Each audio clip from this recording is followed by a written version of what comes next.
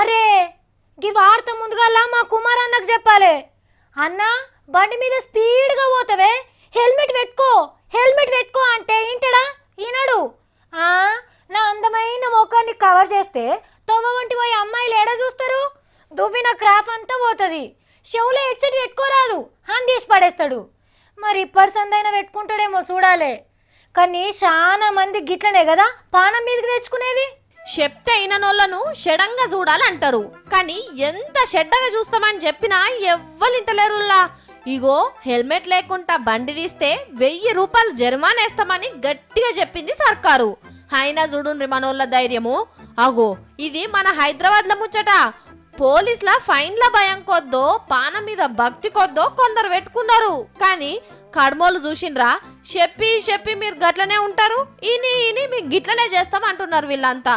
అందుకే ఈసారి అస్సలకే ఇడిచిపెట్టమని రోడ్ల మీద చేరిండ్రు ట్రాఫిక్ పోలీసు వాళ్ళు. కానీ దేంట్లోనైనా దొరికినోళ్లే దొంగలు. ఈడ కూడా దొరికినోళ్ళకే ఫైన్లు, దొరకనోళ్ళు గిట్ల దర్జాగా పోతున్నారు. ఇక గింత చేసినా అద్దురా అంటే అద్దుకొని తింటామనేటోళ్ళు కూడా ఉంటారు కదా. అందుకే అసొంటోళ్ళ కోసం కూడా ఓ ఉపాయం చేసిండ్రు పోలీసోళ్ళు. హెల్మెట్ లేకుండా దొరికితే 1000కి 1000 కట్టించి 1000 మంచి మాటలు కూడా చెప్పుడు సురువు చేసిండ్రు. చెవులకెళ్ళి రక్తం గారినా అవతల సినిమా టైం అయిపోతుందన్న ఇనులేదు. పుట్టిన పుట్టుక కానుంచి బతికే బతుకు అయ్యవ్వలు అక్క చెల్లెళ్ళన్నీ చెప్పి పానం పోకుండా ఉండాలంటే హెల్మెట్ కొనుక్కోవాల్సిందేనని చెప్తున్నారట.